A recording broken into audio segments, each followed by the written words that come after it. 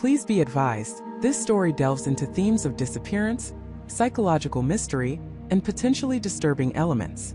Listener discretion is advised. Imagine the impossible.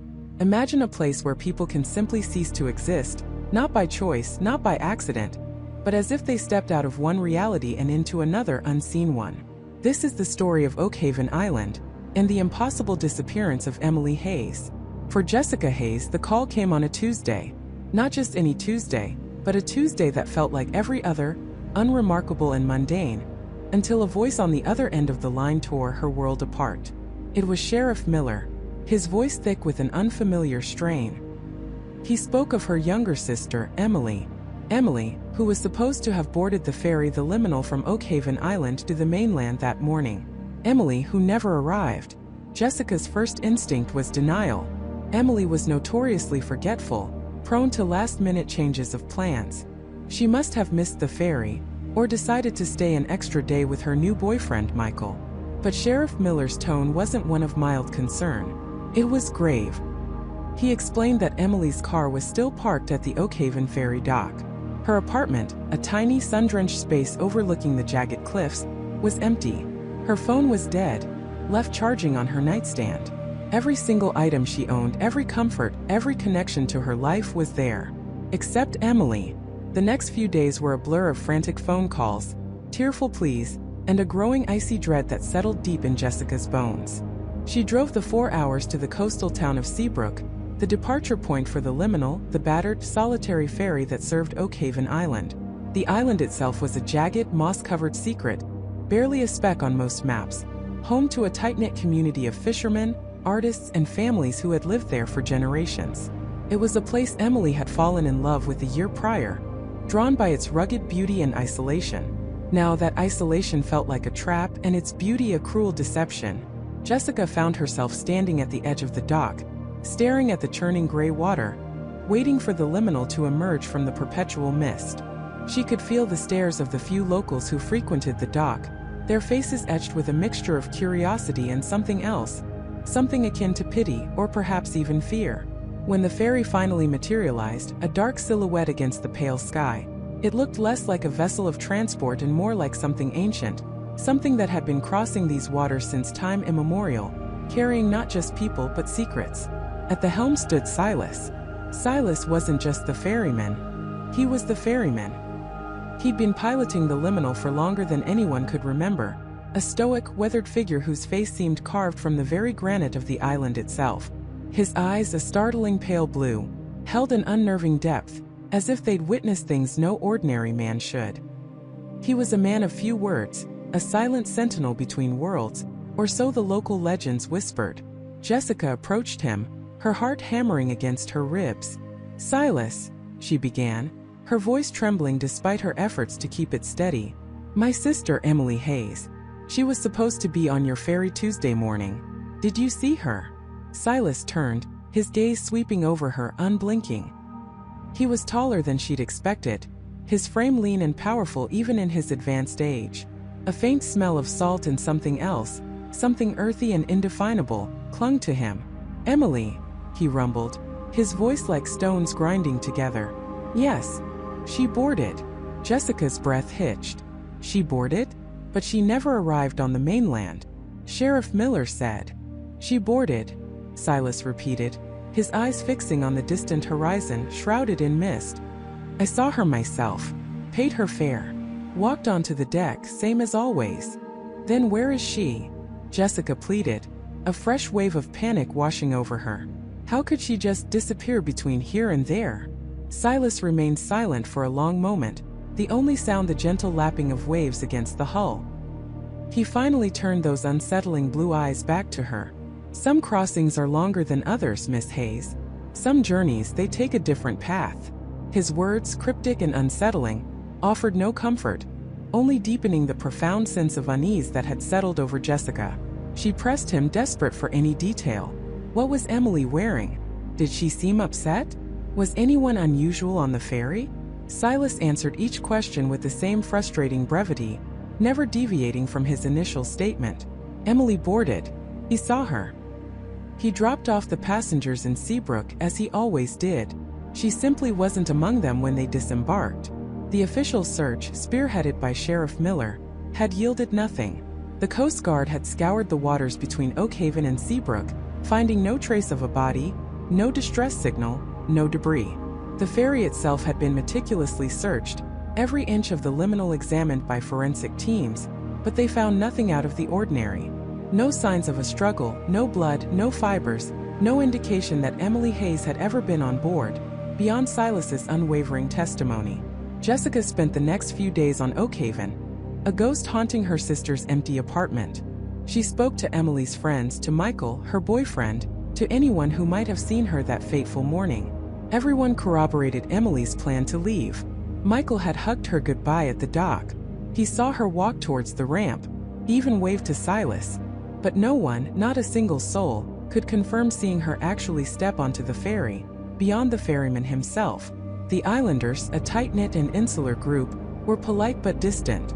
Their eyes held the same knowing, uncomfortable look she'd seen at the dock. When she pressed them about Silas, about the liminal, about the island's history, their answers became evasive. They spoke in hushed tones of old wives' tales, of the island being a place where the veil between worlds was thin, where things could simply drift away. They murmured about the ferryman, not as a man, but as a keeper of ancient ways, a guide for those who needed to cross, but not always to the mainland. One evening, as Jessica sat alone in Emily's apartment, staring out at the turbulent sea, she found an old, leather-bound journal tucked beneath a loose floorboard. It was Emily's, filled with her elegant handwriting, detailing her daily life on Oakhaven, her love for the island, her budding romance with Michael.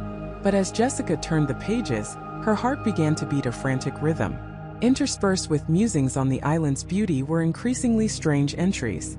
Emily wrote of peculiar dreams, of whispers carried on the wind, of feeling a pull towards something ancient and unseen on the island. She mentioned Silas more frequently, describing him not just as the ferryman, but as a gatekeeper, a silent observer. One entry, dated just a week before her disappearance, sent a chill down Jessica's spine. Silas looked at me today, really looked at me, as if he saw something in my eyes, something I didn't even know was there. He told me, "Some souls are meant for deeper waters, Emily. Some paths lead beyond the shore." The final entry, scrawled hastily just hours before she was meant to board the liminal, was the most disturbing. It read, "I see it now. The other side. The crossing. He's waiting. I have to go." Jessica dropped the journal as if it had burned her. Asterisk, the other side. The crossing? He's waiting. Asterisk, what had Emily meant? And who was he? The only he connected to any crossing was Silas, the ferryman. Suddenly, the impossible became a terrifying whisper. What if Emily hadn't just disappeared? What if she had, somehow, truly crossed into another world? And what if Silas, the silent ancient ferryman of Oakhaven Island, was not just ferrying people across water, but between realities? Jessica looked out at the dark, churning sea, at the distant, almost mythical outline of the island, and a horrifying thought solidified in her mind. Emily hadn't just vanished. She had been taken. And Silas, the ferryman, knew exactly where she had gone. And now Jessica knew she had to find her, no matter what dark threshold she had to cross. The frigid air of Oakhaven bit at Jessica's skin, but the chill that truly settled deep in her bones had nothing to do with the weather. It was the icy grip of certainty, the horrifying knowledge that her sister wasn't just gone but taken. And Silas, the enigmatic ferryman, held the key to that terrifying truth. There was only one place to go. She found him at the docks, as the first pale sliver of dawn painted the sky in muted grays and purples. The ferry, a hulking silhouette against the burgeoning light, was still tethered, its ancient wood groaning softly in the current. Silas stood by the gangplank, a solitary figure, his back to her, watching the placid water. He didn't turn as she approached, as if he'd known she was coming, as if he'd been expecting her all along. "Silas." Jessica's voice was rough, raw with fear and accusation. He remained still, a statue carved from the mist. "Where is she? Where did you take Emily?" He finally turned slowly, his gaze unreadable in the dim light. His eyes, the color of deep river silt, seemed to absorb the light rather than reflect it. A faint, almost imperceptible smile touched his lips, a gesture devoid of warmth. "Take? No, Miss Jessica. I take no one. They come to me. They choose to cross." She wouldn't just leave. Jessica insisted, stepping closer, her heart hammering against her ribs. She wouldn't just abandon everything. She wouldn't abandon me. Silas tilted his head slightly, his gaze drifting back to the water, as if the answers lay in its dark depths. The pull of the other side can be persuasive, especially for those who seek what this world cannot offer. What other side? What are you talking about? Her voice was rising, a desperate edge creeping into it. You're talking nonsense. Emily is real. She lives here. She has a life. And perhaps, Silas said, his voice a low, resonant murmur like stones tumbling in a deep well, she sought a life beyond the one you knew. Some seek solace. Some seek answers. Some seek completion. He paused, his gaze fixing on Jessica again, a flicker of something ancient in his eyes. Your sister was always one to chase whispers, wasn't she? To believe in the unseen threads that bind the world, and the places where they fray.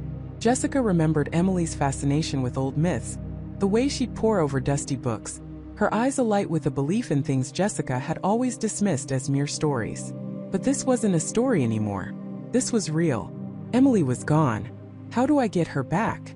Jessica demanded, the question tearing from her. What do I have to do? Tell me. Silas sighed, a sound like wind through dry reeds. The journey is one way, Miss Jessica. For most. To return, that is a far more arduous feat, and the fare for crossing, it is not of coin or common currency. What is it then? Jessica pressed, her frustration boiling over. What does it take? A piece of yourself, Silas stated, his voice flat, emotionless. A memory, a hope, a tether to this world that you are willing to sever. And a key, a specific key, known only to those who truly understand the threshold. What key? Jessica felt a surge of despair. He was speaking in riddles, taunting her with veiled truths she couldn't grasp. What does that even mean? Silas merely shook his head, a faint, almost pitying look in his eyes. The ferry is for those who are ready, those who have found their own way to the crossing. I merely facilitate. He turned fully away from her then, stepping onto the gangplank, his figure receding into the deepening dawn mist. The answers you seek, Miss Jessica, are not with me. They are with her, with what she left behind, and with what she sought. He untied the moorings with practiced ease, the chains rattling ominously. The old ferry began to drift, slowly, silently, away from the dock, a ghost ship vanishing into the swirling fog. Jessica watched it go, her heart a leaden weight in her chest. Silas was gone, and he had given her nothing concrete, only more questions, more terrifying implications. What she left behind, and what she sought. The words echoed in her mind, a haunting mantra. She had to go back. Back to Emily's apartment, back to the scene of the vanishing. There had to be something. Emily, for all her dreamy nature, was meticulous, especially when it came to her research, her fascinations. The apartment was exactly as she'd left it. Quiet, sterile, almost a museum of a life suddenly put on hold. Jessica moved through it like a phantom, her senses heightened, searching for anything that might shed light on Silas's cryptic words. She scanned Emily's bookshelves, rows upon rows of volumes on folklore, mythology, local Oakhaven legends, forgotten histories. Emily had always been drawn to the liminal, the places where worlds touched. Jessica remembered the list she'd made, the missing items, the small silver locket Emily always wore, a family heirloom, her favorite drawing pad, filled with intricate, fantastical sketches, and that old worn copy of The Shadowed Shore, a book Jessica vaguely recalled Emily mentioning as her guidebook to the unknown. It was a collection of obscure regional myths, published by a tiny, almost defunct press, filled with archaic language and unsettling woodcut illustrations. Jessica had always dismissed it as Emily's latest quirky obsession. Now it felt like a beacon, or perhaps a warning. She went directly to the shelf where Emily kept her most treasured research books. Her fingers traced the spines, her eyes scanning for the familiar, faded cover. It wasn't there. A cold knot tightened in her stomach. The locket, the sketchbook, and the shadowed shore. All gone. Silas's words returned. A key. A specific key, known only to those who truly understand the threshold. And what she left behind, and what she sought. If Emily had taken the book with her, it meant it was important. Crucial even. But if she hadn't, if it was indeed a key to finding her, then it should be here. Unless it was a key to the crossing and Emily had used it to leave, and now Jessica needed to find another one or understand how Emily used it. Jessica's gaze fell upon Emily's desk, usually a carefully organized chaos of notes and sketches. Today it felt barren. But then, tucked beneath a stack of old library receipts, she saw it. Not the book itself, but a single folded piece of paper. Emily's neat, elegant handwriting adorned it. It was a map. Not of Oakhaven, not in any conventional sense. It was a crude, almost childish drawing, but with precise annotations. A winding river, clearly the one that flowed through Oakhaven, was drawn with stark detail. A small island, the one where the old lighthouse stood, was marked prominently. But emerging from the river, stretching towards the island, was a dotted line, leading to a symbol Jessica didn't recognize. A stylized eye within a swirling vortex. Beside it, scrawled in faint pencil, were 3 words: "The veil thins here." And beneath that, a single date underlined twice: tonight. Tonight. A shiver, not of cold but of profound dread, ran down Jessica's spine. Emily hadn't just vanished. She had planned this. She had found a way. And she had marked the path. Jessica unfolded the paper completely. On the back, in the same careful script, was a passage, copied verbatim from what Jessica instantly recognized as the archaic language of the shadowed shore. She remembered Emily reading similar passages aloud, her voice hushed, her eyes wide with wonder. Asterisk, when the moon is a mere sliver, a bone-white crescent in the indigo sky, and the tides pull back the shore to expose the ancient stones, then the ferryman's true work begins. For only then does the path emerge, shimmering between worlds, visible to the eye unburdened by the mundane. To cross, one must offer a memory, not of joy, but of a longing unfulfilled, a shadow cast by what might have been. And to return, one must find what was lost, before the first crow calls to the dawn. Asterisk, a memory of longing unfulfilled. Jessica thought of Emily's quiet melancholy, the way she sometimes stared out at the river, a wistful look in her eyes, as if searching for something just beyond her grasp. Was that her payment? And the key? The key wasn't a physical object, it was the understanding of the passage, the timing, the location. The veil thins here. The specific island. Tonight. The moon was indeed a sliver tonight. Jessica had noticed it on her drive over. A pale, ghostly crescent hanging low in the pre-dawn sky. And the tide, she had to check the tide charts. A frantic search on Emily's computer, still open to a browser window on a local Oakhaven meteorological site, confirmed her fear. Low tide, the lowest of the month, was predicted for just after midnight. The window of opportunity, the liminal hour, was closing, or perhaps just beginning to open. Jessica looked at the map again, then at the passage. Emily hadn't just intended to cross, she had meticulously researched how. And she had left Jessica a breadcrumb trail, a desperate plea, or perhaps an invitation. A cold, hard resolve crystallized within Jessica. Silas had said the answers were with Emily, with what she left behind. And Emily had left her this. This was her starting point. This was her map to the other side. She had to go to the island. She had to find the ancient stones. She had to find Emily. The thought of what lay beyond, what horrors or wonders awaited her, was overshadowed by a primal sisterly bond, a fierce determination that burned away all fear. Jessica grabbed Emily's spare flashlight, a sturdy, waterproof model, and a small backpack. She knew with chilling certainty that she was about to step into a world she had always dismissed as fiction, and there was no turning back. The cool night air bit at Jessica's exposed skin as she stepped out of Emily's cabin, the sturdy flashlight a reassuring weight in her hand. The familiar scent of pine and damp earth usually brought her a sense of calm, but tonight, it was just a backdrop to the frantic pulse thrumming in her ears. Emily had given her a basic map, hand-drawn and shaky, pointing to a barely visible trail that led deeper into the old-growth forest, past the usual hiking paths. "It's not on any official maps," Emily had whispered, her eyes wide with a fear Jessica now felt echoing in her own chest. "Locals call it the Whispering Path. They say it leads to a place that isn't quite here." Jessica didn't waste a moment. The beam of her flashlight cut a path through the oppressive darkness, illuminating gnarled roots and ancient trees that seemed to lean in, whispering forgotten secrets. The forest was different tonight. The usual symphony of crickets and rustling leaves was muted, replaced by an unsettling, almost imperceptible hum that vibrated in the air. Every snap of a twig beneath her boots sounded deafening. Every shadow seemed to stretch and writhe with unseen life. She pushed on, her mind a whirlwind of fear and fierce resolve.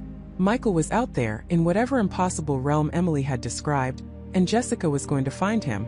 The trail, if it could even be called that, was faint, marked only by occasional stacks of smooth, dark river stones that Emily had described. They were placed sporadically, almost artlessly, but Jessica understood their purpose.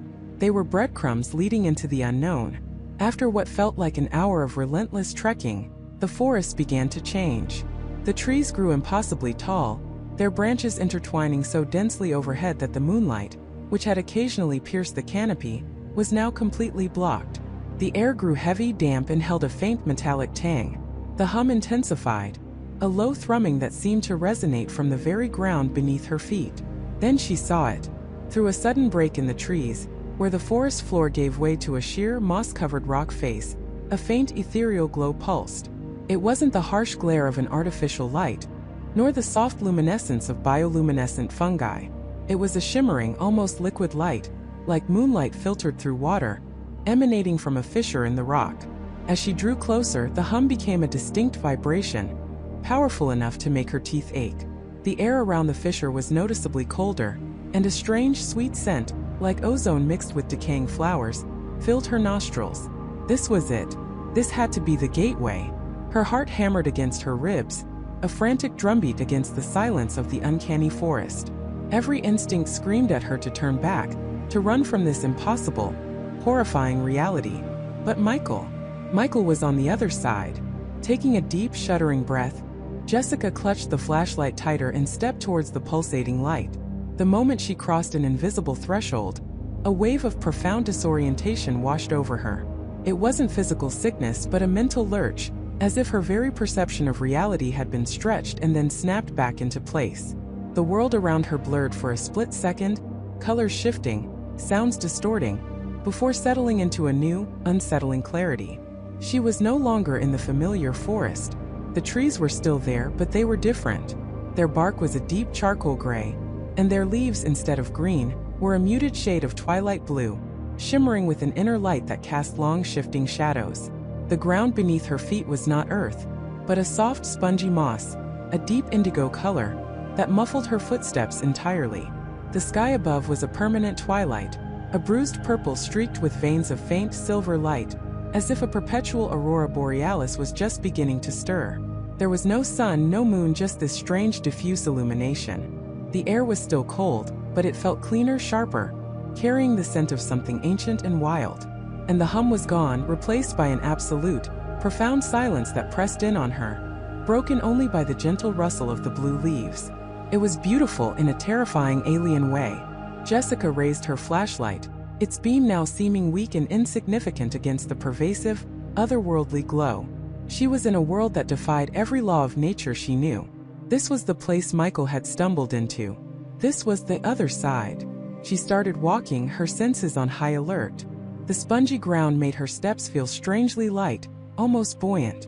She noticed that the trees here grew in unnaturally straight lines, forming corridors that seemed to stretch endlessly into the twilight. It was an organized, almost cultivated wilderness, not the chaotic sprawl of a natural forest. After a short while, she came upon what looked like a path. It wasn't paved, but rather a compressed section of the indigo moss, worn smooth, as if many feet had traversed it. Along the edges of this path, she saw something that made her heart leap into her throat. Small iridescent flowers, glowing with the same silver light as the sky, bloomed in neat rows. And among them, scattered sparsely but deliberately, were small, flat, gray stones, identical to the ones Emily had described as markers on the whispering path. This was the way. This was the path of the Ferryman. As she followed the path, the vegetation began to thin, and the strange blue trees gave way to a more open landscape. In the distance, she saw what looked like a body of water. It wasn't a river or a lake as she knew it. It was still dark and perfectly reflective, mirroring the twilight sky with eerie precision. The surface was utterly devoid of ripples, like a sheet of polished obsidian. It stretched out, seemingly without end, lost in the hazy distance. And then she saw it. Moored at a small, crudely built dock on the edge of the obsidian water was a boat. It was unlike any vessel she had ever seen. Long and narrow, carved from a single piece of dark, polished wood that seemed to absorb all light, it sat low in the water. There were no oars, no engine, no sail. Just the boat, and at its center, a single tall, slender pole deeply embedded, like a mast that had lost its purpose. Her breath hitched. This was the ferry, the vessel that crossed between worlds. As she slowly approached the dock, her flashlight beam flickered, then died. A wave of panic washed over her, but the ambient silver light of this world was enough to guide her. The dock itself was made of the same dark wood as the boat, ancient and smooth under her fingertips. There was no one there. The boat swayed slightly, almost imperceptibly, in the unnaturally still water. Jessica stepped onto the dock, her gaze fixed on the boat, felt alive. Not in a biological sense, but with a palpable energy, a silent hum of power. She reached out a hesitant hand, her fingers brushing against the smooth, cold wood. It was incredibly dense, unlike any timber she knew. Then a sound. It was faint, a low, guttural murmur, like stones grinding together, coming from the shadowed area beneath a gnarled, blue-leaved tree near the dock. Jessica froze, every muscle tensed. She strained her eyes, trying to pierce the gloom. The silver light was deceptive, creating deep pockets of shadow that seemed to swallow light, rather than reflect it. A figure emerged from the darkness. It was tall, impossibly slender, clad in a hooded, dark cloak that seemed to be woven from the very shadows. Its face was obscured by the deep hood, but Jessica could feel its gaze. A heavy, ancient presence that seemed to pierce through her very soul. It moved with an unnatural grace, its footsteps making no sound on the indigo moss. This had to be him, the ferryman. He stopped a few feet from the dock, a silent sentinel. He carried nothing visible, yet his presence radiated an immense, quiet authority. Jessica found herself unable to speak, unable to move, held captive by the sheer strangeness and power of him. After what felt like an eternity, a voice deep and resonant, yet oddly devoid of emotion, emanated from beneath the hood.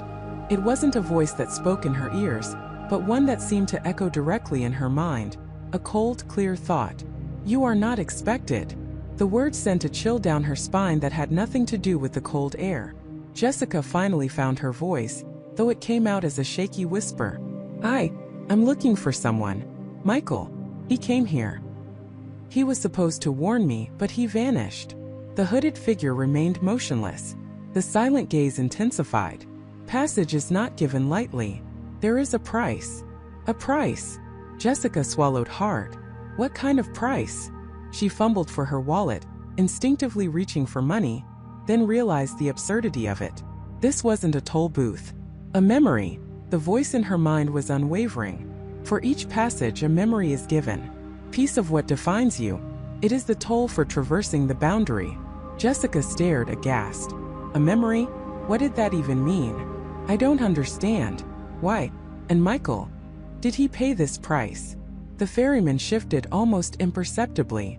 All who cross do. Your companion entered without guidance. He paid a steeper toll unknowingly. His path is now complicated. Complicated. A fresh wave of dread washed over her. What happened to him? The boundary is permeable, but not without consequence. Those who pass unbidden often lose their way.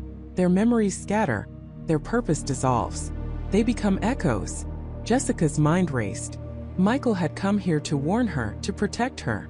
What if he'd forgotten her? Forgotten everything? The thought was a searing pain in her chest. I need to find him, she said, her voice stronger now, fueled by desperation. I need to bring him back. I'll pay whatever price you demand. The ferryman tilted his head slightly, as if considering her words. The price is steep, young one, and the journey far more perilous than you can imagine. Not all who seek to reclaim what is lost succeed. Many themselves become lost. I don't care, Jessica insisted, stepping closer to the dock's edge, her eyes fixed on the dark, silent boat. Just tell me what memory. I'll give it. The ferryman raised a hand, a pale, almost translucent hand that emerged from the dark sleeve. He pointed a long, slender finger directly at her. You will offer the memory of what you value most, the pillar of your existence, and once given, it is gone forever. You will not remember it, nor the reason you gave it. Only the consequence will remain. Jessica's breath caught in her throat. The pillar of her existence? What was that? Her family? Her love for Michael? Her own sense of self? The thought of willingly erasing such a fundamental part of herself was terrifying, a violation of her very being. But the image of Michael lost and wandering, an echo in this alien world, spurred her on. "I accept," she whispered, her voice barely audible. "Tell me what to do." The ferryman slowly turned, his gaze now fixed on the dark boat. "Step aboard." The journey begins with the understanding that some things, once truly lost, can never be fully recovered, only altered. He gestured towards the boat. "But if you are willing to pay the price, step forward. Your memory will be extracted at the journey's end, when you have reached the place where your search must truly begin. For now, your resolve is enough to set the course." Jessica hesitated for only a fraction of a second. The chilling finality of his words, the promise of an irreversible loss, threatened to overwhelm her. But the thought of Michael, alone and forgotten, solidified her resolve. She took a deep breath, steeling herself against the unknown. Her hand reached out, grasping the rough, cold wood of the boat's side. With a surge of adrenaline, Jessica stepped into the dark vessel, the strange wood creaking softly under her weight. The boat settled, dipping slightly into the obsidian water.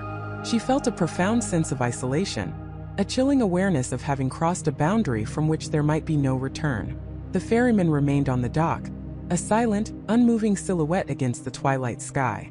Then, without a push, without a sound, the boat began to glide. It moved effortlessly across the glassy surface of the dark water, leaving no ripple in its wake. The dock and the shadowy figure of the ferryman began to recede into the distance, shrinking until they were swallowed by the pervasive twilight. Jessica was alone, adrift on an impossible river, heading towards a destination she couldn't fathom, to pay a price she couldn't yet comprehend, all for the hope of finding a man who might no longer remember her name. The chill of the air bit deeper, and the silence of this other world pressed in, heavy with unspoken mysteries and unspeakable dangers. She was truly on her own now, sailing into the heart of the unknown, and the true cost of her journey was only just beginning to reveal itself. The air itself felt different here, thinner, colder, carrying a faint metallic tang that prickled the back of her throat. It was not the crisp, clean air of the ocean, nor the humid, earthy scent of a forest. This was the breath of an ancient, forgotten place, a space between spaces. Jessica stepped onto what she expected to be solid ground, but her boots met a surface that was unervingly smooth and cool, like polished obsidian, reflecting the muted, perpetual twilight that hung overhead. There was no sun, no moon, only a diffused, colorless glow that seemed to emanate from the very fabric of this alien sky, casting no shadows, only a pervasive gray flatness. The silence was profound, a tangible weight that pressed against her eardrums, far deeper than any she had ever known. No wind rustled, no insects chirped, no distant waves crashed. It was the silence of absolute emptiness, a void where sound simply ceased to exist, save for the frantic thumping of her own heart in her chest. The boat, the ferryman, everything had vanished behind her, leaving her utterly alone on a shoreline that stretched into an indistinct haze, merging with the featureless sky. She turned slowly, taking in her surroundings. The shore wasn't sand or rock, but this same glassy, dark material stretching inland to meet what looked like a forest of skeletal, gnarled trees. Their branches twisted upwards like arthritic fingers, devoid of leaves, their bark a uniform ashen gray. Strange, bioluminescent fungi pulsed with a faint, sickly green light at their bases, the only splashes of color in this monochrome landscape. There was no discernible path, no sign of human passage, just the eerie, silent invitation of the unknown. Panic, cold and sharp, threatened to seize her. This was beyond anything she had imagined. Her rational mind screamed at her to turn back, to find the boat, to escape this impossible place. But a deeper, more primal instinct, fueled by the memory of Michael's desperate plea, pushed back. She couldn't. She wouldn't. Michael was here, somewhere in this desolate expanse, and she had promised to find him. Taking a deep, shaky breath, Jessica forced herself to focus. Panic was a luxury she couldn't afford. She had to move, to explore, to find some clue, some direction. Her gaze swept across the landscape again, searching for anything that stood out. And then, far in the distance, almost imperceptible against the gray, she saw it. A faint, shimmering distortion in the air, like heat haze rising from an invisible fire. It was too subtle to be a natural phenomenon in this utterly still world. It had to be something. A flicker of hope, fragile but persistent, ignited within her. "Michael," she whispered, her voice sounding unnaturally loud in the oppressive silence. "I'm coming." She started walking, her boots making no sound on the glassy ground. Each step was an act of will, pushing through the fear, through the crushing weight of the silence. The air grew colder with every meter she advanced, a deep, penetrating chill that seeped into her bones despite her heavy coat. The skeletal trees seemed to lean in, their bare branches like accusing fingers, and the glowing fungi at their roots pulsed with a more insistent, almost hypnotic rhythm. As she delved deeper into the forest, the trees grew denser, their twisted forms creating a labyrinthine maze. The constant, muted light overhead never seemed to penetrate fully, leaving perpetual gloom beneath the canopy. She found herself constantly glancing over her shoulder, a primal instinct asserting itself, the feeling of being watched growing stronger with every step. There was nothing there, of course, just the endless gray, but the sensation persisted, a prickling on her skin. After what felt like hours, though time seemed an arbitrary concept in this timeless place, the shimmering distortion in the distance grew clearer. It wasn't a light, not exactly. It was more like a shimmering veil, a ripple in the fabric of reality itself, hanging in the air between two impossibly tall, jagged spires of the dark, glassy rock. They looked like ancient teeth, jutting out of the ground, guarding whatever lay beyond the veil. As she drew closer, the ground beneath her feet began to change. The smooth obsidian gave way to a crystalline sand that crunched softly with each step, like broken ice. The air grew even colder, and the metallic tang intensified, tasting almost of ozone. The shimmering veil pulsed faintly, revealing glimpses of something indistinct beyond it. Vague shapes, shifting colors, like a world seen through distorting water. Her heart hammered against her ribs. This felt like a threshold, a gateway. Could Michael have passed through this? Was this the next stage of the crossing? She approached the veil cautiously, reaching out a hesitant hand. The air around it vibrated with a low hum, a sound she felt more than heard, resonating deep within her chest. As her fingers brushed the shimmering surface, a jolt, not of electricity but of pure, raw memory, surged through her. Images flashed through her mind.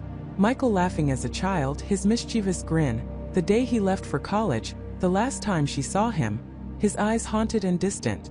But these weren't just her memories. They were imbued with a strange, melancholic sweetness, a sense of longing that wasn't entirely her own. It was Michael's longing, Michael's memories, echoing through this strange conduit.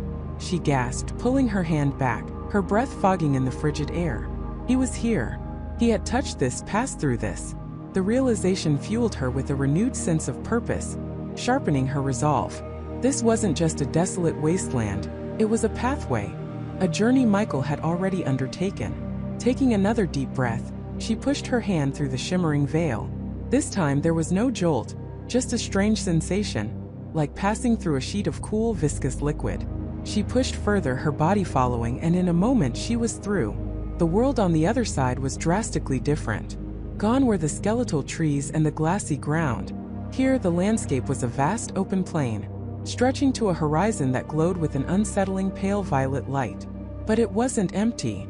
Scattered across the plain were structures, not buildings in any conventional sense, but colossal, abstract forms carved from a material that seemed to absorb light rather than reflect it. They were monoliths, arches, and spirals, impossibly grand and utterly alien, standing in silent testimony to some forgotten architect. The air here was warmer, though still carrying a faint, sweet, sickly scent that reminded her vaguely of decaying flowers. And there was a sound, a low, constant murmur, like 1,000 distant whispers, just at the edge of hearing, never resolving into distinct words. It was disorienting, unsettling, a constant, low thrum against her sanity. As she walked further into this new expanse, the ground underfoot was soft, like walking on deep moss, but it was not green. It was a velvety, deep purple, almost black, and it seemed to absorb the light, making her steps feel heavier, her progress slower. The colossal structures loomed larger as she approached, their surfaces impossibly smooth, devoid of any carvings or markings, yet exuding an aura of profound ancientness. She reached one of the smaller monoliths, a towering slab that rose perhaps 50 feet into the violet sky. It was perfectly rectangular, its edges impossibly sharp.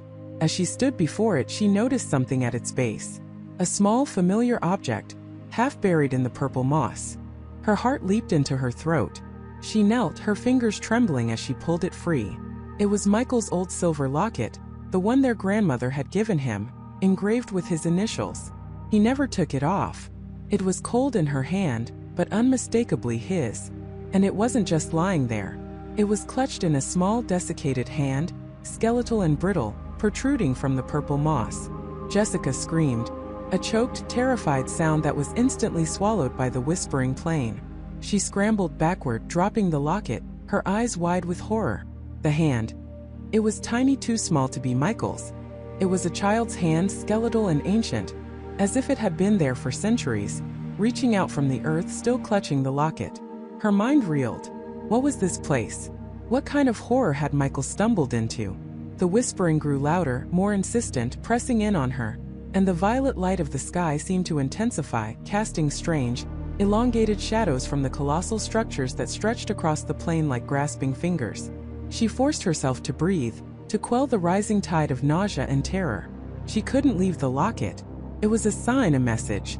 With a shuddering breath, she reached out again, her fingers brushing against the tiny, brittle bones as she retrieved the locket.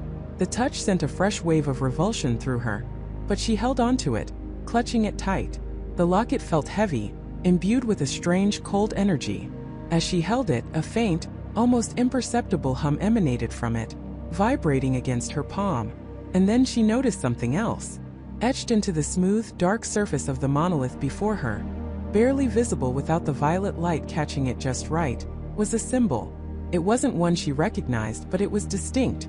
Two interlocking circles, one larger than the other, with a jagged line dissecting them. It was crude, hastily carved, but unmistakably a fresh mark in the ancient stone.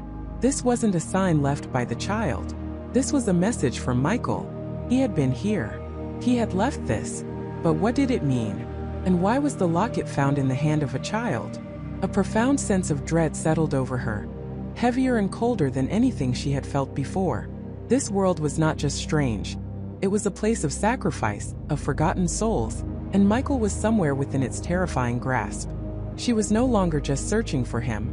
She was trying to save him from something far more sinister than she could have ever imagined, and the true price of her passage was only just beginning to make itself known. The realization was a physical blow, a sudden, crushing weight that settled deep in her chest, stealing the air from her lungs. She wasn't just on a strange island. She was trapped by something ancient and malevolent, and Michael was caught in its web. The ferryman wasn't just a guide. He was a gatekeeper, and his price wasn't just money or a favor. It was the very essence of who she was and the world she knew.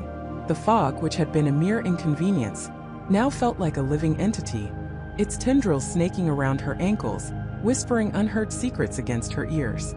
The air grew heavy, thick with a scent she couldn't quite place. Damp earth, decaying leaves, and something else, something metallic and faintly sweet, like old blood. Every rustle in the unseen undergrowth, every distant cry of a seabird, was magnified, distorted, becoming a harbinger of unseen terrors.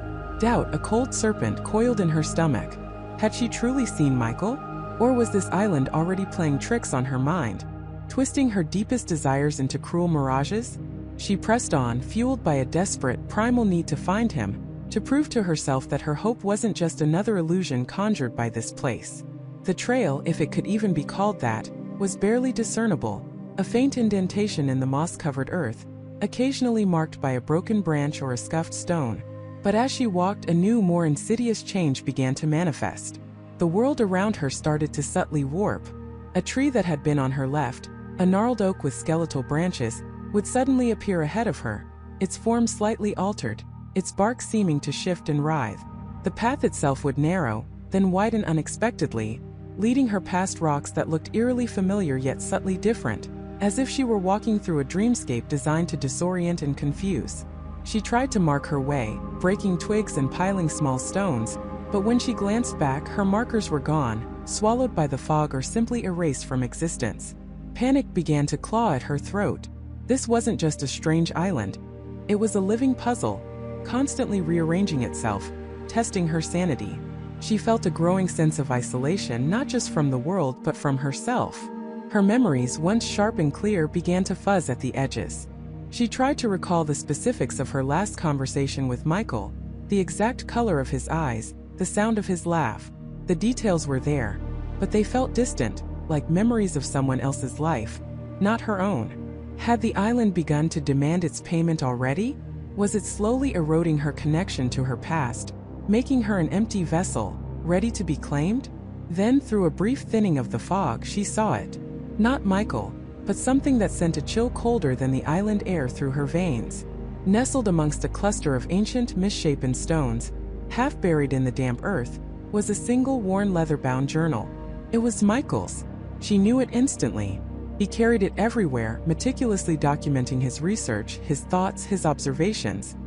He'd had it with him on their last trip. Her hands trembled as she pulled it free, brushing away the clinging moss and soil. The leather was supple yet cold to the touch. She flipped it open, her heart hammering against her ribs. The pages were damp, but the ink in Michael's familiar, precise handwriting was still legible.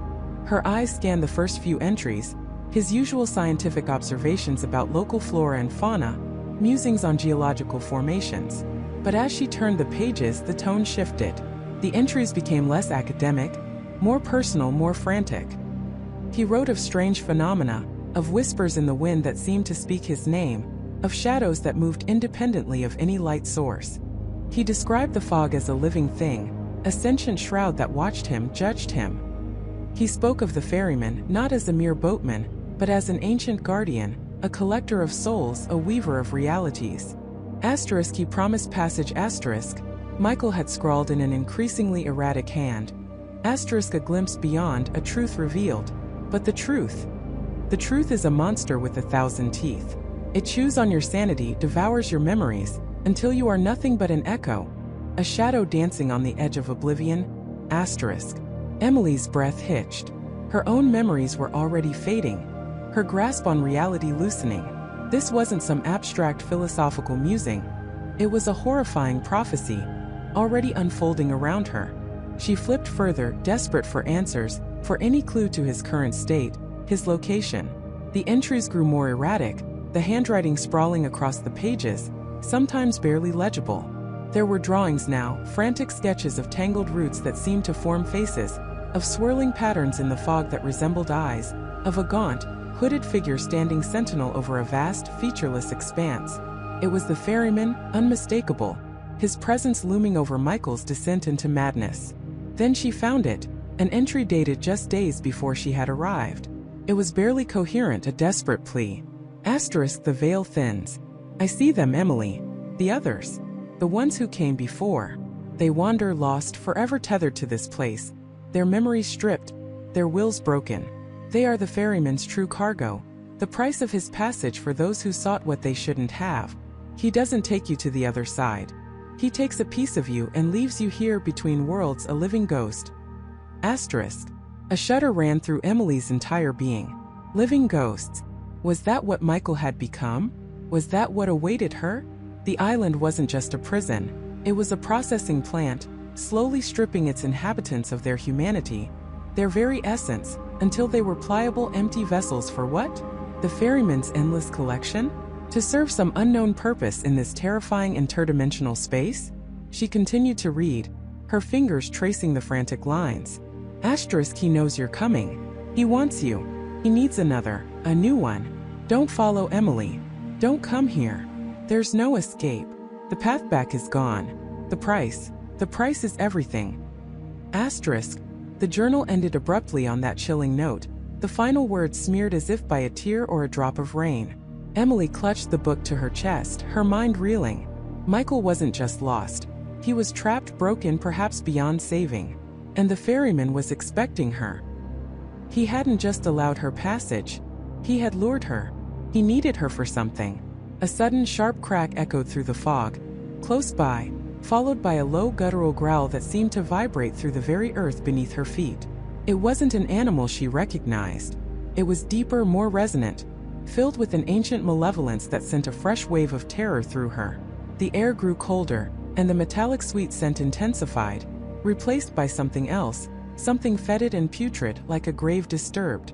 Emily scrambled to her feet, her eyes darting through the swirling mist. She couldn't see anything, but she could feel it now, a palpable presence, heavy and suffocating, drawing closer. It was something monstrous, something that had been waiting, lurking in the shadows of this in-between world. Michael's journal had warned her of the others, the lost souls. But this felt different. This felt like a guardian or a hunter. The growl came again, closer still, and this time, the fog directly in front of her began to swirl violently, coalescing into a vague, impossibly tall shape. It was dark, darker than the deepest shadows, and seemed to absorb the already dim light, creating a void where it stood. She took an involuntary step back, her heart hammering so hard she thought it might burst through her ribs. This wasn't a hallucination. This was real. A voice, not a growl, but a whisper that seemed to come from everywhere and nowhere at once, slithered into her mind. It was cold, ancient, and devoid of any human warmth. Asterisk another piece, for the collection, asterisk. The words echoed, not in her ears, but directly inside her head, chilling her to the bone. The shadowy form began to move, slowly, deliberately, emerging from the swirling mist, revealing gaunt, elongated limbs, and a head that was more skull than face, with eyes that glowed with a faint malevolent light. This was a creature of the island, a manifestation of its insidious power, and it was coming for her. Emily turned and ran, blindly crashing through the undergrowth, the journal still clutched tightly in her hand. Her lungs burned, her legs ached, but she pushed herself harder, the chilling whisper still echoing in her mind. She ran until her vision blurred, until the trees became a dizzying tunnel of green and gray, until she could no longer hear the creature, or perhaps, until it no longer needed to chase her. She stumbled, falling hard to her knees on the damp earth, scraping them painfully. Gasping for breath, she pushed herself up, her entire body trembling. She was utterly lost, disoriented, and hunted. The island was closing in, its true horrors finally revealing themselves. Michael's desperate warning had been too late. She was here, and the Ferryman's collection was about to expand.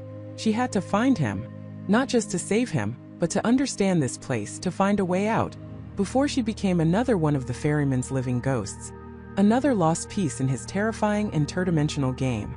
But how could she fight something that could steal her memories, warp reality, and send monstrous guardians to hunt her down? The price of her passage was indeed everything, and she was only just beginning to pay. The price of her passage was indeed everything, and she was only just beginning to pay. A cold metallic tang filled Emily's mouth, a phantom taste of fear and betrayal. The terror, sharp and excruciating, began to recede, replaced by a chilling, hollow awareness. She was no longer on the rocking deck of the ferry. The oppressive fog had vanished, the rhythmic churn of the water silenced. Instead, a profound stillness enveloped her, thick and suffocating. She lay sprawled on a floor that felt strangely familiar yet utterly alien. Her eyes fluttered open, struggling to adjust to a dim, sepia-toned light that filtered through what looked like a window. It was her childhood bedroom, or a twisted, macabre imitation of it. The wallpaper, once a cheerful pattern of tiny blue flowers, was now a faded, peeling landscape of gray and decaying vines. Her old wooden dresser stood in the corner, but its drawers were slightly ajar, revealing nothing but impenetrable shadow. The bed where she'd spent countless nights dreaming was stripped bare, its mattress stained with what looked like dried tears. Dust motes, heavy and ancient, danced in the weak light, illuminated by a sun that cast no warmth. Every object was subtly wrong, like a memory recalled imperfectly, or a photograph left too long in the sun. The air was heavy, tasting of forgotten things and dust. A whisper barely audible seemed to curl from the very walls. "Welcome home, Emily." Or what's left of it. Her breath hitched. The voice was neither male nor female, but an echo of countless voices, overlapping and distorted, like a choir of lost souls. It held the same unsettling cadence as the Ferryman's, yet it wasn't him. It was something else, something that permeated this space. She pushed herself up, her limbs stiff and unresponsive. Her mind felt like a sieve, memories slipping through the gaps. She could remember her name, her past, her life before the ferry, but it was all fragile, like glass about to shatter. The faces of her family, her friends, her old life were there, but their details were blurring at the edges, their voices fading. "What is this?" she croaked, her own voice sounding alien in the oppressive silence. The whisper returned, this time with a faint, mocking amusement. "This, Emily, is your first test. A journey through the remnants. A reclamation. Or a surrender." She stumbled to her feet, her gaze sweeping around the room. A small wooden music box sat on her nightstand, its lid slightly ajar. She remembered that music box. Her grandmother had given it to her. Hesitantly, she reached for it, her fingers trembling as they brushed the cold wood. As she touched it, a faint ethereal melody, tinny and melancholic, wafted from within. It was a lullaby her mother used to sing. And then she saw it, reflected in the tarnished silver plate on the music box lid. A fleeting image superimposed over her own terrified face.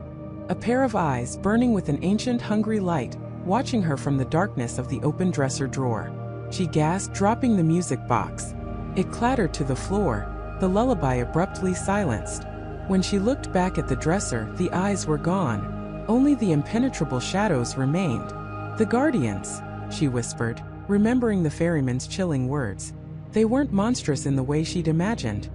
No claws, no fangs. They were subtle, insidious. They were the shadows themselves, the distortions, the creeping decay. A chill seeped into her bones. She had to get out. This wasn't her home. This was a prison built from the fragments of her past. She flung open the bedroom door, revealing a hallway that stretched into murky gloom. The once bright family photos on the wall were now skeletal. Their subjects faded to ghostly outlines. The air grew colder as she stepped into the hall. To reclaim what was lost, the whisper echoed. You must find the heart of the forgotten truth. It resides in the place where your earliest dreams took flight. Her earliest dreams. That meant her childhood. This house. But what truth? And where was its heart? She moved slowly, cautiously down the hall. Each step felt heavy, as if the floorboards themselves resisted her presence. She passed her parents' bedroom, its door ajar. A single faded photograph lay on the floor inside, face down. She knelt, her heart pounding, and carefully turned it over. It was a picture of her parents, young and smiling, holding her as a baby. But their faces were smudged, indistinct, like charcoal drawings wiped by a careless hand. Her own infant face was the only one that remained clear, untouched by the decay. The whisper returned, closer now, seeming to emanate from the photograph itself. The purest memories are the hardest to corrupt, Emily. But even they can be claimed. A wave of nausea washed over her. The ferryman wasn't just stealing memories, he was corrupting them, turning them into fuel, or perhaps trophies. She felt a surge of defiant anger. He wouldn't have hers. Not completely. She stood, leaving the defiled photograph behind. The whisper had mentioned the place where your earliest dreams took flight. Her dreams. Not just her earliest memories, but the place of her earliest dreams. The living room. That was where she would often nap on the sofa as a toddler, where she first imagined vast adventures from the safety of her parents' arms. She hurried towards the staircase, her pace quickening. The banister, once smooth and varnished, was now rough, splintered. A faint, glowing mist seemed to coalesce at the bottom of the stairs, swirling like a phantom fog. As she descended, the mist parted, revealing nothing but the continuation of the decaying house. But she felt a cold breath on her neck, a presence that was closer, more defined. She pushed open the living room door. It was larger than she remembered, the ceiling impossibly high, dissolving into shadow. The furniture was draped in dust sheets, ghostly white forms in the dimness. A grand piano, never present in her actual home, sat in the corner, its keys yellowed and broken. This wasn't just her memory. It was a blend of her memory and something else, something vast and unknown. In the center of the room, where a coffee table would have been, stood a solitary, ancient-looking wooden rocking horse. It was small, worn, its painted eyes chipped. This was it. She remembered this horse. Her father had painstakingly restored it for her 3rd birthday. It was the centerpiece of her earliest, most vivid dreams, riding it through enchanted forests, soaring through the sky. As she stepped towards it, the dust sheets on the furniture began to stir, rippling as if an unseen wind blew through the room. The shadows lengthened, twisting into grotesque, fleeting shapes. The whisper returned, no longer a chorus, but a single guttural voice that echoed from every direction. You seek the truth, Emily? The truth is a burden, a weight. Are you truly prepared to carry it? She ignored the voice, her eyes fixed on the rocking horse. Its chipped paint, its worn wooden mane. It was all so real, so tangible. She reached out, her fingers brushing the cold wood. As she touched it, a jolt, not of electricity but of pure emotion, surged through her. A torrent of images, fragmented and chaotic, slammed into her mind. She saw a little girl herself riding the rocking horse, laughing. She saw her father, his face clear, his smile warm, watching her. Then the image shifted. Her father, looking strained, worried, talking to her mother in hushed tones. A hospital room. A doctor's grim face. A diagnosis. Leukemia. The memory was raw, painful, vivid. It was the truth she had suppressed, the pain she had buried deep. Her father's illness, his slow decline, her mother's quiet grief. It was the first time she had truly understood loss, the first time her world had fractured. She had pushed it away, locked it behind a wall of happy memories, refusing to acknowledge the shadow that had fallen over her childhood. The rocking horse began to glow, a soft, warm light emanating from within. The oppressive shadows in the room recoiled, hissing faintly. The whisper screamed now, a cacophony of enraged voices. "No, you cannot reclaim what is mine." But Emily felt a power surge within her, a strength that came from facing the truth, no matter how painful. The memory of her father, of his courage, of their love filled her. It wasn't a pleasant memory, but it was hers. It was real. And the ferryman, or whatever was speaking to her, couldn't take that. As the rocking horse pulsed with light, the piano in the corner began to play. Not a broken melody, but a clear, beautiful tune, her father's favorite lullaby. The dust sheets vanished, the furniture regaining its original form, though still muted. The high ceiling lowered, becoming familiar. The room was still a memory, but it was her memory reclaimed. Then a doorway, shimmering with an ethereal glow, materialized behind the rocking horse, where a blank wall had been moments before. It was not a door of wood or metal, but of pure, swirling light, inviting and terrifying all at once. The whisper, now weak and distant, hissed one last time. "You may reclaim a fragment, Emily, but there are many more. And each one comes with a price. A greater truth. A deeper burden. You have only just begun to understand what it means to cross between worlds." Emily looked at the shimmering doorway. She had faced her first guardian, reclaimed a piece of herself. But the warning echoed in her mind. A greater truth. A deeper burden. This was not just a game of survival, but a journey into the darkest corners of her own past. A forced confrontation with everything she had ever tried to forget. And each step forward meant confronting more of these warped realities, more terrifying guardians, more profound truths. She took a deep breath, the air in the room now feeling cleaner, almost hopeful. With newfound resolve, she stepped through the glowing doorway, ready to face whatever lay beyond. The glowing doorway shimmered, then dissolved behind Jessica as she stepped into a realm that defied all previous experiences. It wasn't a desolate wasteland, nor a city of fractured glass. Instead, she stood at the precipice of an infinite library, its towering shelves stretching into a twilight sky that pulsed with distant, nebular light. Books in every conceivable form and material filled the vast expanse. Some were ancient tomes with leather bindings, others sleek metallic slabs.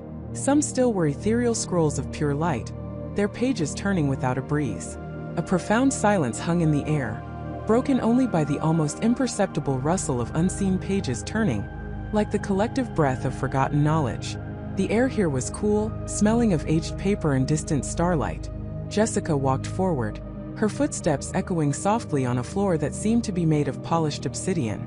She reached out, running her fingers over the spine of a book, made of what felt like solidified thought, its title an intricate pattern of swirling symbols.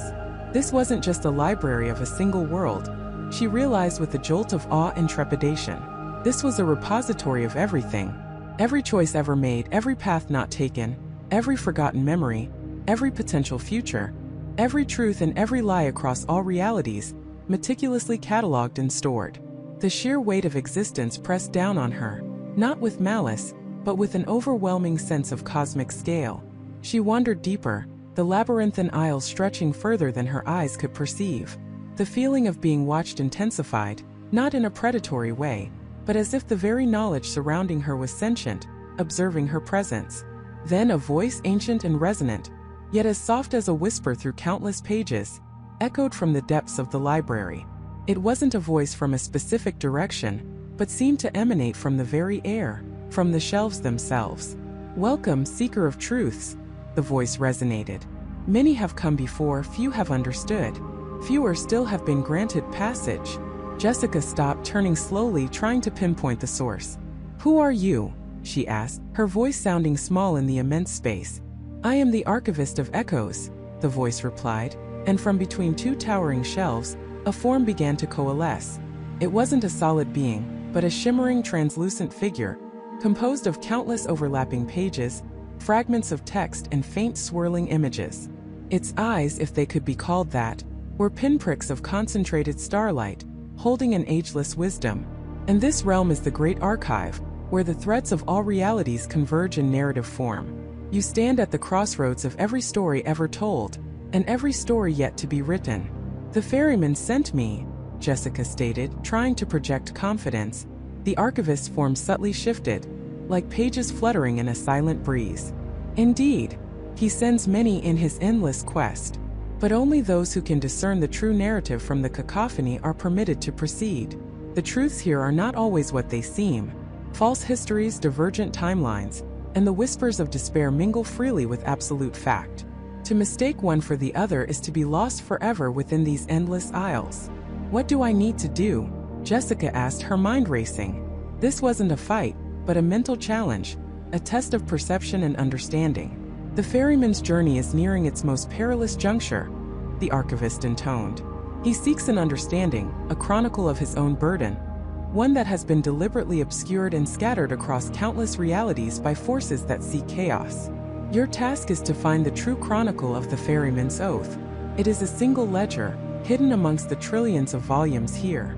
It contains the genesis of his task, the nature of its corruption, and the path to its resolution. Only by understanding his true purpose can you hope to aid him or indeed escape this grand design." Jessica felt a wave of despair. "A single book in an infinite library? How can I possibly find it?" "By seeking not with your eyes but with your intuition," the archivist responded. "By listening to the resonance of truth, and by rejecting the seductive whispers of falsehood. Many volumes here will claim to be what you seek. They will offer compelling narratives designed to mislead, to confuse, to break your will. They will reflect your own fears, your own desires, trying to ensnare you. You must discern the genuine signal from the noise, the true history from the countless echoes." As the archivist spoke, the books around Jessica seemed to hum with a low, almost hypnotic energy. Images flickered on the surfaces of some volumes, glimpses of her own past, moments of doubt, fears of failure. She saw a book that glowed with a comforting warmth, its title, though unreadable, promising an easy way out, a return to her normal life. Another pulsed with a dark, alluring power, whispering promises of ultimate control, of bending these realities to her will. "These are the temptations," the archivist observed. "The library responds to the mind that walks within it. Only by remaining steadfast, by focusing on the core of the ferryman's true nature, can you hope to navigate this labyrinth." Jessica closed her eyes for a moment, taking a deep breath. She remembered the ferryman's stoic gaze, the profound sadness she'd glimpsed beneath his calm exterior. He wasn't a monster, she realized, not truly. He was burdened. She focused on that feeling, on the sense of immense responsibility and quiet despair she'd intuitively sensed from him. She opened her eyes, ignoring the flickering images and the alluring whispers. She started walking again, methodically, not reading titles, but letting her hands brush over spines, feeling for a resonance, a subtle vibration that felt different. Hours passed, or perhaps days. Time was meaningless here. She passed shelves of histories detailing wars that never happened, love stories that transcended dimensions, scientific breakthroughs that reshaped universes. Her mind was assaulted by a torrent of information, a dizzying array of possibilities. Doubt began to creep in. Was this a fool's errand? Was the ferryman merely toying with her, sending her here to be lost forever? The whispering volumes grew louder, promising rest, peace, or power if only she would give up, if only she would choose their truth. Then, deep within a section that seemed to house chronicles of ancient cosmic events, she felt it. A faint, almost imperceptible tremor, a pulse of profound gravity, emanating from a simple, unadorned ledger. It wasn't glowing, wasn't whispering, wasn't trying to attract attention. Simply was. Its cover was a deep, muted indigo, with no title, just a single intricate symbol carved into its surface, a stylized boat traversing a swirling river of stars. She reached for it, her fingers tingling as they made contact. The moment she touched it, All the other whispers in the library fell silent. The archivist's form reappeared beside her, shimmering faintly. "You have found it," the ancient voice said, a hint of something akin to approval in its tone. "The true chronicle of the ferryman's oath." Jessica opened the ledger. The pages were not paper but living light, the text flowing and shifting, adapting to her understanding. It began not with a tale of power but of sacrifice. Eons ago, before the concept of distinct realities fully solidified, there was only the primordial chaos. From this chaos, the first ordered realities began to emerge, fragile and interconnected. But a great imbalance threatened them. A chaotic force, an entity of pure entropy, sought to unravel the nascent cosmos, to return everything to formless void. To counter this, a pact was made, an ancient oath sworn by a being of immense power and compassion. This being, whom we now know as the Ferryman, volunteered to become the eternal guardian, the bridge between worlds. His task was to ferry the fragments, not physical objects, but the essential building blocks of reality, memories, potentials, truths, and even the souls of the departed, from one reality to another, maintaining their delicate balance, preventing them from collapsing into each other or being consumed by the encroaching entropy. The ledger detailed how, over countless millennia, the task had grown increasingly complex and dangerous. The chaotic force, though contained, had found ways to fray the edges of realities, creating the warped, terrifying dimensions Jessica had witnessed. This fraying made the ferryman's job infinitely harder, corrupting the fragments he ferried, twisting the paths he traveled. He wasn't causing the corruption. He was desperately fighting against it, burdened by an oath he could not break. He sought not to control but to restore. He sought not to entrap, but to guide those with the unique resilience and perception needed to withstand the fraying, those who could help him mend the fabric of existence. Jessica realized with a jolt that she was one of those people. He hadn't chosen her randomly. He had chosen her because she possessed the mental fortitude and the innate empathy to see beyond the surface, to understand the true nature of the struggle. The ledger continued, explaining that the ferryman himself was slowly being consumed by the very chaos he fought. His essence was fading, his ability to keep the realities stable diminishing. He was searching for a successor, or at the very least an aid, someone who could help him locate the nexus of entropy, the heart of the chaotic force, the primary point where the fraying originated. Only by confronting the nexus directly, by understanding its true nature, could the realities be healed. Jessica felt a profound shift within her. Her fear of the ferryman dissolved, replaced by a deep sense of empathy and a fierce, burning resolve. She wasn't a victim. She was a participant in a cosmic struggle, chosen for a vital role. The weight of the universe didn't feel crushing anymore. It felt like a sacred trust. She looked at the last few pages of the chronicle. They showed a map, not of physical space, but of interwoven energy pathways. A single point on this map pulsed with a violent, chaotic crimson light. It was labeled, the heart of the fray, the nexus of entropy. This was where she needed to go next. The chronicle faded, its light dimming, the words receding back into the luminous pages. "You have seen the truth," the archivist's voice echoed, softer now, almost a benediction. "The path is clear, though fraught with unimaginable peril. The nexus awaits." Jessica closed the ledger, the symbol of the boat on its cover now feeling like a personal emblem. She took a deep, steadying breath. "Tell me," she asked, looking at the shimmering archivist, "how do I reach the nexus?" The archivist's form began to dissipate, its starlit eyes lingering on her. "The chronicle has already shown you the way, seeker. It lies beyond the veil of whispers, a place where the realities are so fractured, so intertwined, that they exist only as pure, raw potential. There, the very fabric of existence is thin, and the true source of the chaos can be found. The ferryman himself is bound by ancient laws and cannot directly lead you there, but he will guide you through the residual fragments of his own journey. You must follow the echoes of his passage." The archivist's form dissolved completely, leaving only the silent, infinite hum of the great archive. Jessica stood alone, the indigo ledger clutched in her hand. The nexus, the heart of the chaos. It sounded like the ultimate confrontation, the place where everything either ended or began anew. She knew now what she had to do. With newfound purpose she turned, searching not for a doorway, but for a pathway that resonated with the raw, chaotic energy she now understood. The fight wasn't just for survival anymore. It was for the fate of all existence. The air around her began to hum, a low guttural vibration that started deep within her bones and spread outward, tuning her senses to a frequency she'd never perceived. It wasn't a sound she heard with her ears, but with every atom of her being.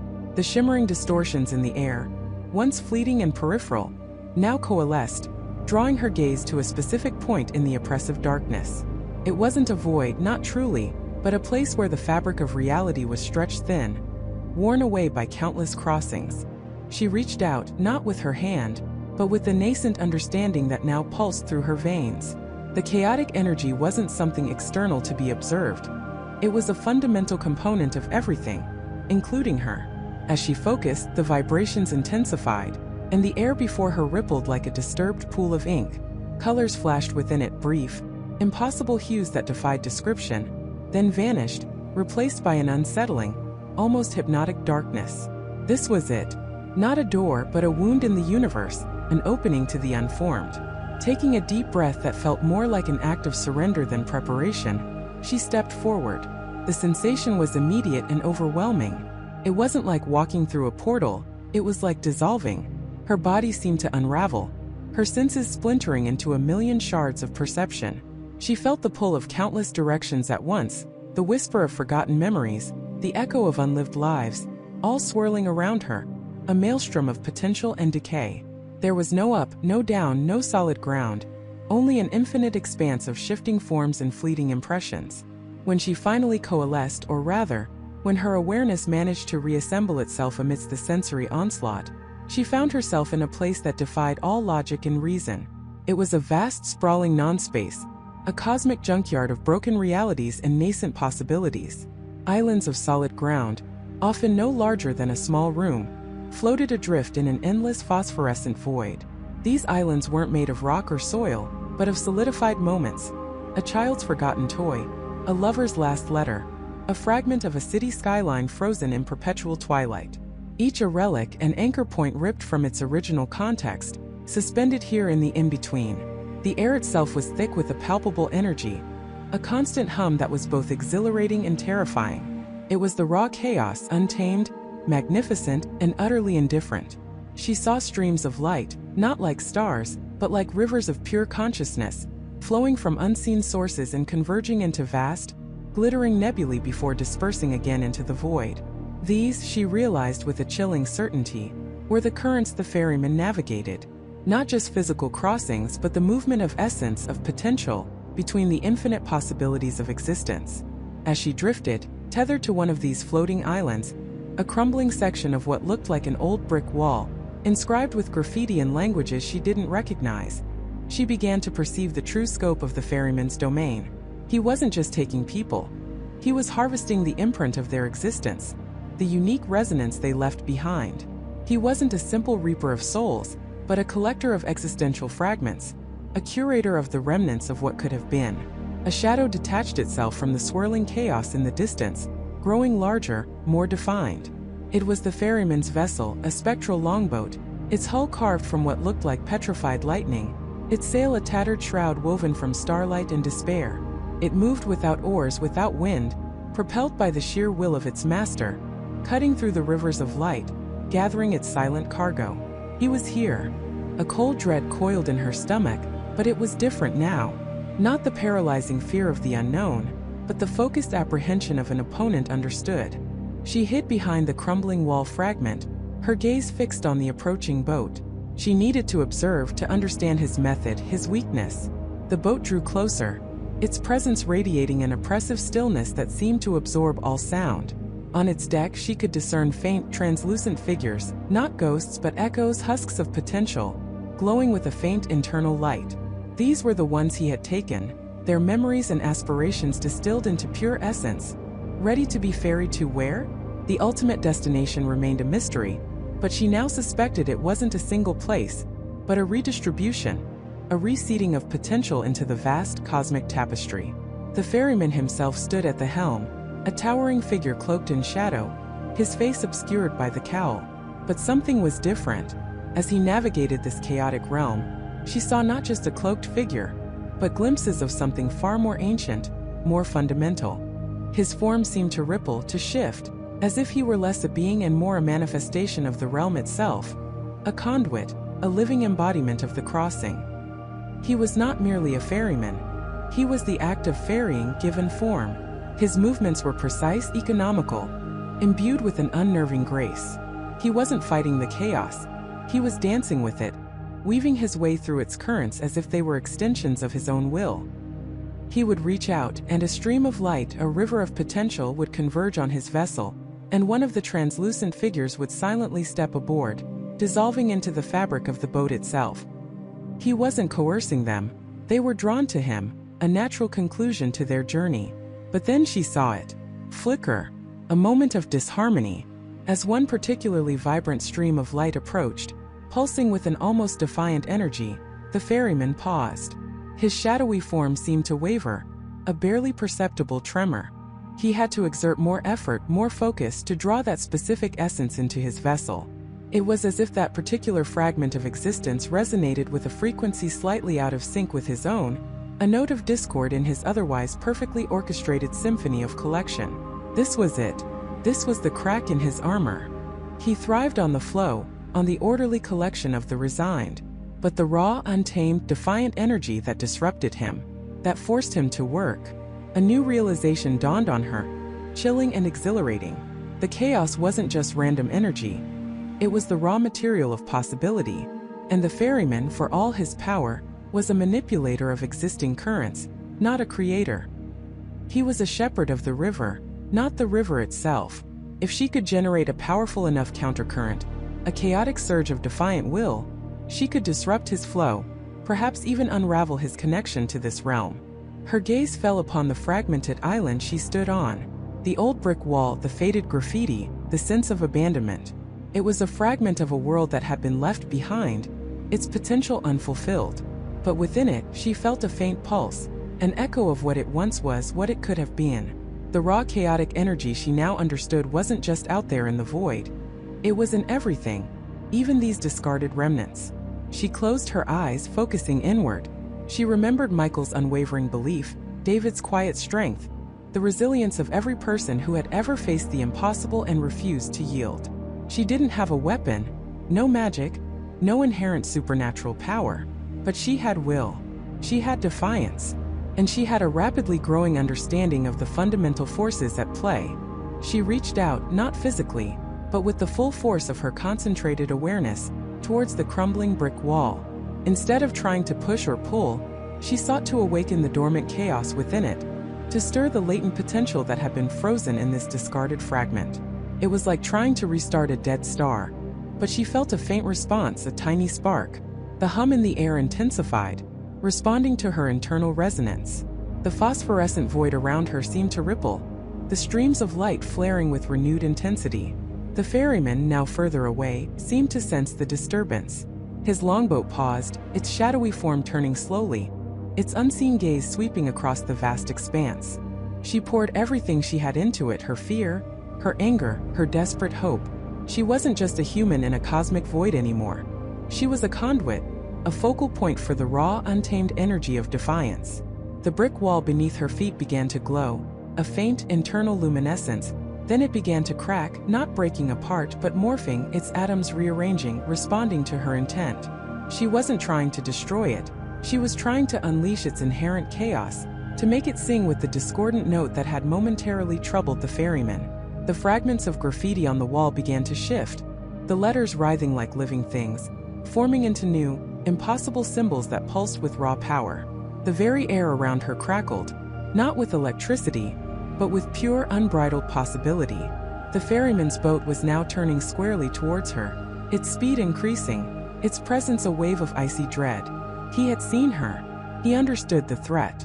He knew she was no ordinary passenger, no resigned soul awaiting passage.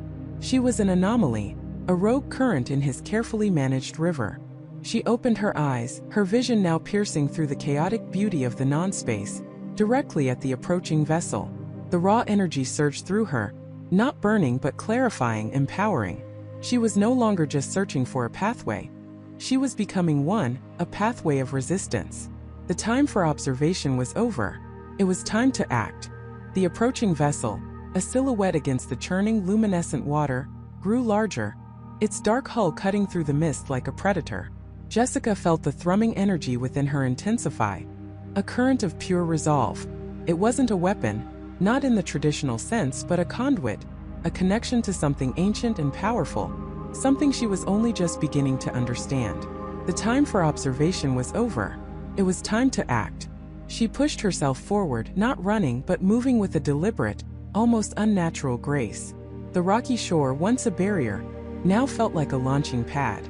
The wind whipped around her, carrying the scent of salt and something else, something metallic and cold, like distant thunder trapped in ice. As the vessel drew closer, its true form began to emerge from the haze. It wasn't a modern boat, nor was it a decrepit, ancient ferry. It was something in between, timeless, crafted from dark lacquered wood that seemed to absorb the faint light, adorned with ornate, almost tribal carvings that twisted like tormented souls. At the helm a figure stood, tall and unmoving. This had to be him, the ferryman. Even from a distance, Jessica could feel his presence, a weight in the air, a profound stillness that resonated with the chaotic energy swirling around her. He wore a long dark coat that seemed to ripple even without a breeze, and a wide-brimmed hat that cast his face into deep shadow. As he steered the vessel closer, he didn't look at her, not directly, but seemed to perceive her presence through some other sense. The boat glided silently towards the small, natural dock that jutted out from the island's most sheltered cove. There was no engine sound, no splash of oars. It moved with an eerie, self-propelled momentum, as if guided by an unseen hand, or perhaps, by the will of the ferryman himself. As it nudged against the weathered stones, a ramp of the same dark wood extended with a soft, almost organic sigh. Jessica stood her ground, her gaze fixed on the figure. "You!" she called out, her voice clear and strong, amplified by the energy coursing through her. "You're the one." The ferryman. Slowly the figure turned his head. His face, now visible in the ambient glow from the strange waters, was not what she expected. It wasn't monstrous, nor was it particularly old. It was neutral, ageless. His eyes, though, were the most striking feature. Deep, pools of an impossible indigo, reflecting not the light of the outside world, but an inner cosmic darkness. They held millennia of stories, of journeys, of farewells. "And you?" The ferryman's voice was a low rumble, not quite human, yet not entirely alien, like stones shifting deep beneath the earth. "You are the one who seeks to disrupt the balance." "I seek answers," Jessica retorted, taking a step forward. "My brother, Michael. And David. Emily. All the others. What have you done with them?" The ferryman stepped off the vessel, his movements fluid and unhurried. He carried no lantern, no staff, nothing but the weight of his own presence. "They made their choices," he said, his voice devoid of judgment, yet heavy with an ancient truth. "They sought passage, and passage was granted." "Passage to where?" Jessica demanded, her fists clenching, the energy within her flickering like a contained lightning storm. "What is this crossing? What do you take from them?" He stopped a few feet from her, his indigo eyes piercing through her, seeing perhaps not just her, but the very essence of her soul. "I take nothing that is not offered. I simply facilitate. The journey is their own." "You speak in riddles," she spat, frustration mounting. "People disappear. Their families are left to grieve, to wonder. They don't choose to vanish into thin air. Do they not?" The ferryman tilted his head slightly. "Sometimes the choice is not a conscious one. It is a yearning, a desperation, a desire for something more than this world can offer. A desire to escape something this world does offer. I merely provide the means for that yearning to be fulfilled. For those who are ready, the path reveals itself." "And Michael?" Jessica pressed, her voice trembling with a raw edge of pain. Was he ready? Was he desperate? He was just lost. Lost souls are often the most eager to find a new path, the ferryman observed, his gaze softening, if only imperceptibly. "Your brother sought understanding, a deeper truth. He felt the pull of the other side long before he found my shores." "The other side?" Jessica repeated, a chill running down her spine. "Are you saying you take people to death? To an afterlife?" The ferryman let out a sound that might have been a sigh, or perhaps a ripple in the fabric of existence itself. "Death is merely one transition. There are many. And the afterlife is but one destination. The worlds I traverse are vast, varied, and beyond the comprehension of most who dwell solely in this realm. Some seek peace, some seek knowledge, some seek power, some simply seek to escape the burdens of their existence here. And you decide who gets to go? No, he said, his voice firm. The choice is always theirs. My role is to recognize the true desire, the genuine readiness, to ensure they are not merely fleeing but truly seeking. He paused, his indigo eyes fixed on her. You, however, are different. You seek to stop the crossings, to sever the threads. If it means saving people from whatever fate you lead them to, then yes, Jessica declared, the energy within her flaring, a warmth spreading through her veins. This isn't a service you're providing. It's an abduction, a manipulation. Manipulation. The ferryman's voice held a faint tremor, almost like amusement, but it was too ancient, too vast to be mere human emotion. I do not compel. I simply ferry. The true manipulation, if you must call it that, comes from those who send them. Those who seek to use the crossings for their own ends. Jessica frowned. Those who send them? Who are you talking about? The collector, the ferryman replied, the name a whisper that seemed to echo from the very stones of the island. He is the one who cultivates the yearning, who plants the seeds of dissatisfaction and despair. He identifies the candidates, as he calls them, and whispers promises of transcendence. He prepares them for the journey for a price. A price. Jessica felt a jolt of understanding. What kind of price? Their essence, their unique resonance, their very self, the ferryman explained, his gaze distant as if seeing myriad souls. He does not take them to a better place. He takes them to a place where their unique energy can be harvested, used, twisted to serve his own dark ambitions. He is the one who truly abducts, truly manipulates. I merely am the gatekeeper, the one who carries the cargo, unaware of its final destination, only its immediate passage. This was a revelation. It twisted everything she thought she knew. The ferryman wasn't the ultimate villain. He was a pawn, or at least an unwitting accomplice. So, you're saying you don't know where they go after you drop them off? My journey ends when the passage is complete, when they step off my vessel onto the shores of the next world, he said. What happens to them there is beyond my purview, but I have felt the imbalance, the growing hunger, the increasingly desperate pleas. The collector's influence grows. More and more souls are being prepared. But Michael, if he was taken by this collector, then he's not truly gone, is he? Jessica asked, a flicker of hope igniting within her. He could still be saved.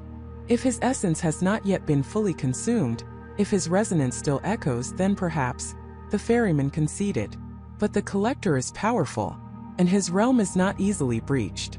Few have ever returned from his grasp. Then you have to help me, Jessica pleaded, her voice urgent. You know these paths. You know the other worlds.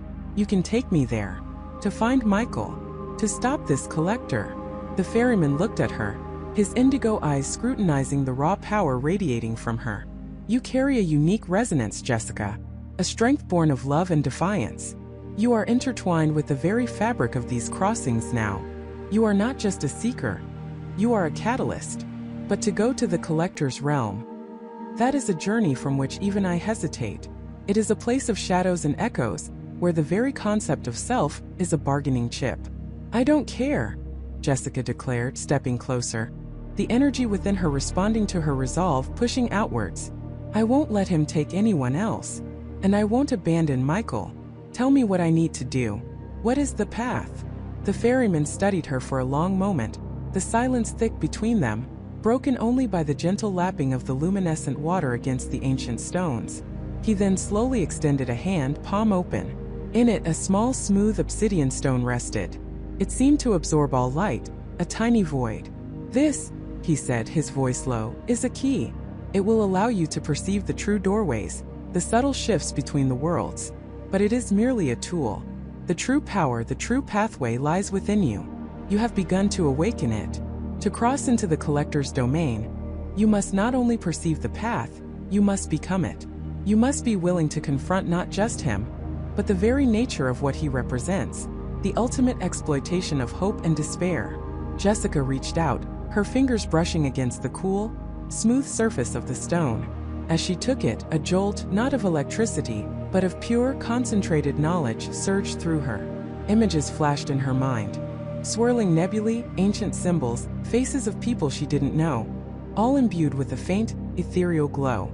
She saw Michael's face clear as day, a faint, desperate light in his eyes. He wasn't gone. Not completely. The collector's realm, she whispered, the name now carrying a new terrifying weight. Where is it? The ferryman turned and pointed a long, slender finger towards the churning, luminous waters. His gaze was fixed on a point far beyond the horizon, where the sky and the glowing sea seemed to merge into an indistinct, swirling vortex of colors. It is not a place on any map, you know. It exists in the spaces between spaces, a nexus of stolen dreams and harvested souls. To reach it, you must follow the deepest current, the one that flows from the heart of all lost things. And you must be prepared to face illusions that are more real than reality itself. He then turned back to his vessel, stepping onto the ramp. My part in this is almost done. I have ferried the lost. Now I must ferry the seeker. But understand, Jessica, once you embark upon this final passage, there is no turning back.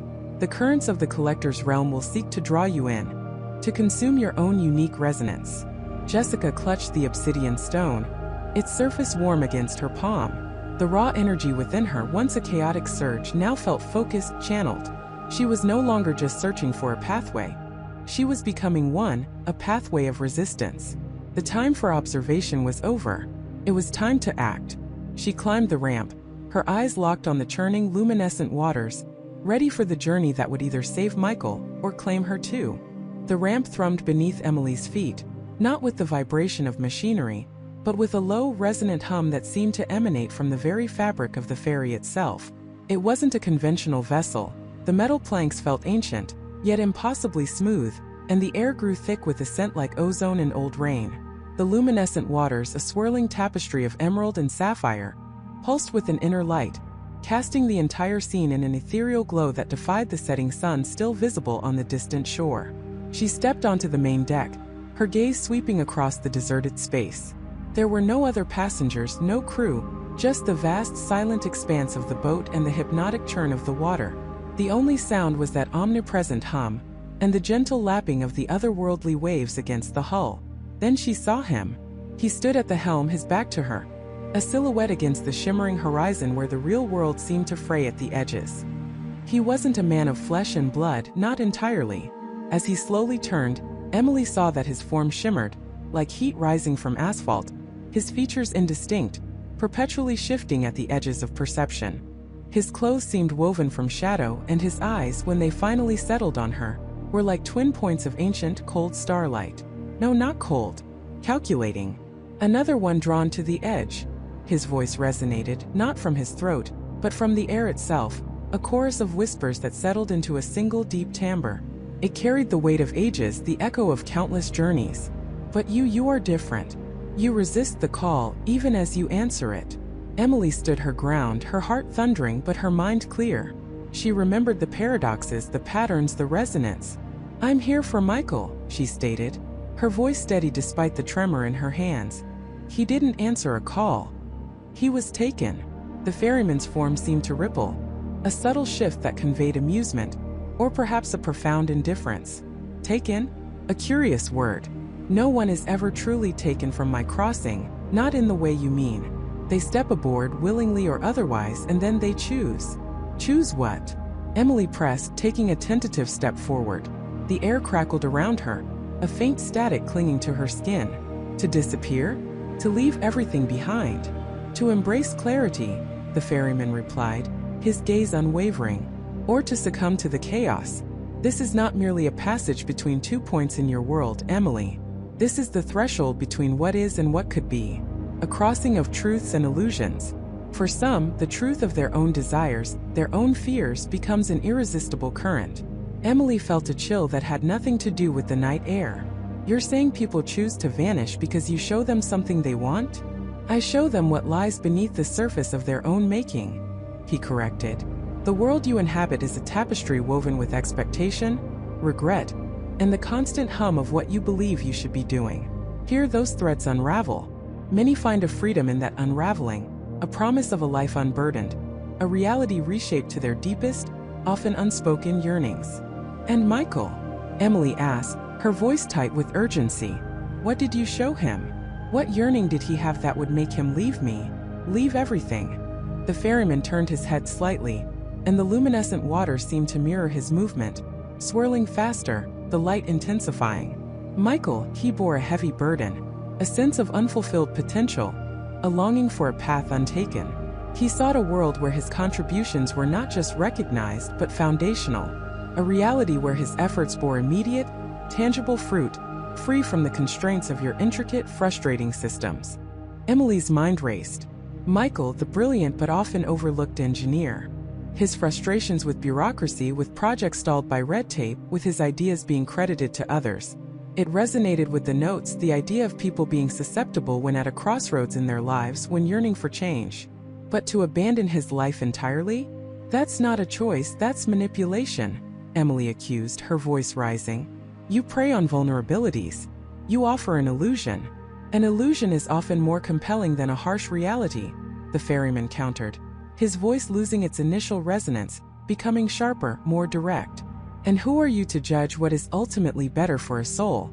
My purpose is to facilitate the crossing, to present the paths. The choice always rests with the individual, even when they are already aboard, drifting. Michael is still drifting. Drifting where?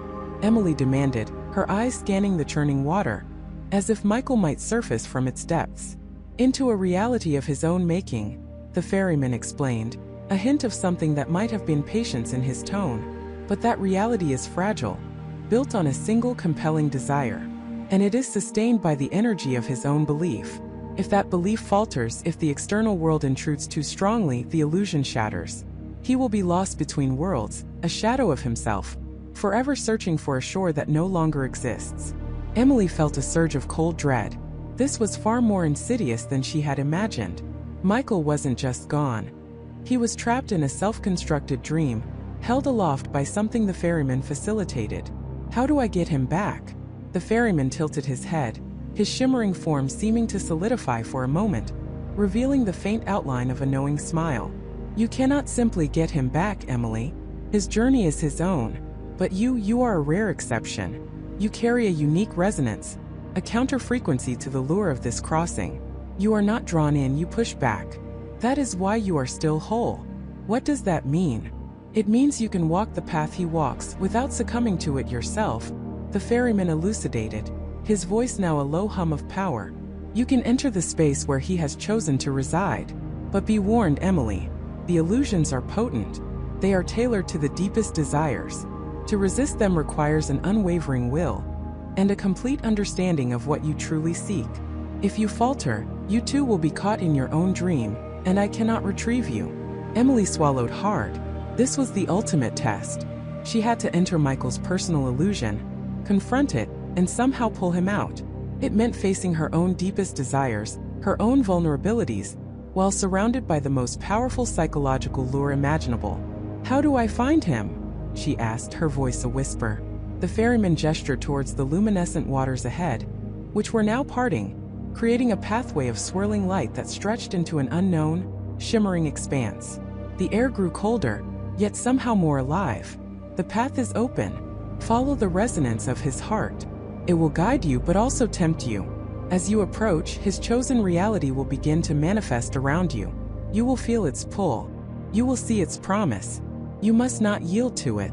You must remind him of the truth, of the life he left, of the connection that anchors him to your world.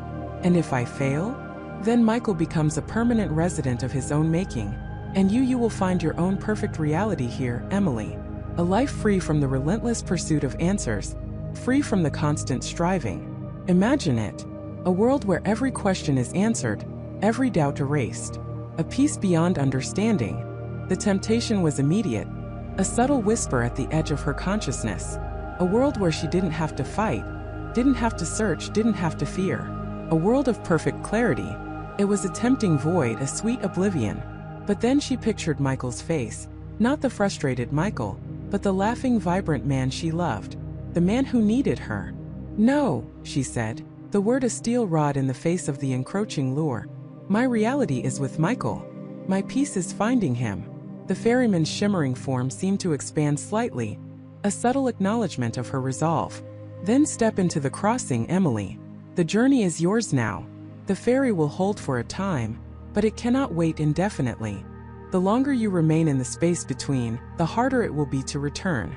And the further Michael drifts, the less of him will remain to be retrieved. He lifted a hand, and the luminescent pathway intensified, stretching out like a shimmering bridge across the formless expanse. The hum of the ferry grew louder, a deep, resonant chord that vibrated through her bones. Emily took a deep breath, her eyes fixed on the swirling light. This wasn't just a physical journey. It was a descent into the very architecture of desire, a confrontation with the deepest parts of the human psyche. She was armed only with her love for Michael, her growing understanding of this strange domain, and her own unyielding will. She had to be stronger than any illusion, more real than any dream. She had to be Michael's anchor. With a final resolute nod, Emily stepped off the deck and onto the shimmering luminescent path, directly into the heart of the unknown. The light enveloped her, the world around her dissolving into a kaleidoscope of swirling colors and nascent forms. She felt a profound sense of disorientation, as if her very being was being stretched thin, pulled in 1,000 directions. But she held onto Michael's image, a beacon in the storm, searching for the resonance, the faint echo of his heart's deepest, most vulnerable yearnings. She was entering his dream, and she knew with terrifying certainty that it would be designed to ensnare her too. Jessica plunged into the swirling void. It wasn't cold, but a strange warm pressure, like being submerged in thick honey. Colors bled and reformed, a kaleidoscope of impossibly vibrant hues that shifted with every beat of her accelerating heart. She felt a pull, a magnetic north guiding her through the chaos, and she knew it was Michael. His essence, his deepest longing, was the anchor. The void solidified, not into a nightmare, but into something far more insidious, perfection. She stood on a sun-drenched porch swing, overlooking a meticulously manicured garden. Roses bloomed in impossible shades of sapphire and emerald, their petals shimmering with an inner light. A gentle breeze carried the scent of honeysuckle, and a faint melodic tune played from somewhere unseen. This wasn't a place of fear. It was a place of absolute, tranquil fulfillment. A figure emerged from the doorway of the quaint, ivy-covered cottage. It was Michael, but not the haunted, weary Michael she knew. This Michael was vibrant, his eyes clear and sparkling with an inner peace she'd never witnessed. He wore simple, comfortable clothes, his hands stained with vibrant colors, a paintbrush held loosely in one hand. He looked happy, truly deeply happy. "Jessica," he said, his voice a soft, warm melody devoid of the familiar anxiety. He didn't seem surprised, just content. "You're here. I knew you would be." A knot tightened in Jessica's stomach. This was the trap. Not a monster, but a mirror of desire. "It's beautiful, isn't it?" Michael gestured around with a sweep of his hand. "My studio is inside. All the time in the world, no critics, just pure creation. And the light? It's always perfect here. No more struggling, no more doubt. Just peace." He looked at her, his smile widening. "And you're here. We can just be. Together. Forever." Jessica felt a strange pull. A longing to believe him, to give into the warmth and the peace. It was tempting, dangerously so. This wasn't just Michael's dream. It was a reflection of a part of her own unacknowledged desire for escape, for a simpler life, free from the constant vigilance and the heavy weight of the world. But then she noticed the roses, sapphire and emerald. They were beautiful but unnatural. The faint melody, while pleasant, was repetitive, looping like a broken record. And Michael's eyes, while peaceful, held a subtle, unseeing glaze. He wasn't truly looking at her. He was looking through her, at the ideal she represented in his dream. "Michael," she said, her voice a little shaky, "this isn't real. This isn't you." He chuckled softly, a sound that held no malice, only gentle amusement. "What is real, Jessica? Is the world outside, with its noise and its demands, its constant disappointments, more real than this?" He took a step closer, his hand reaching out, not quite touching her. "Here there's no pain, no loss, only what we desire." A shadow seemed to ripple at the edge of her vision, a fleeting distortion in the perfect garden. The melody swelled slightly, becoming a little more insistent, subtly discordant beneath its pleasant facade. She felt a presence, an unseen observer, lurking just beyond the threshold of her perception, feeding on the scene. The ferryman. Who are you? Jessica demanded, turning her head sharply, trying to pinpoint the source of the ripple. Michael's smile didn't falter. There's no one else here, Jessica. Only us. Only peace. But the ripple intensified, coalescing into a form. Not a man in a cloak, but a shifting ethereal shape, a silhouette woven from shadows and starlight, with eyes that glimmered with ancient predatory intelligence. It was vast, formless, yet focused. It was the ferryman, not a person but an entity. Its voice wasn't spoken, but resonated directly in her mind.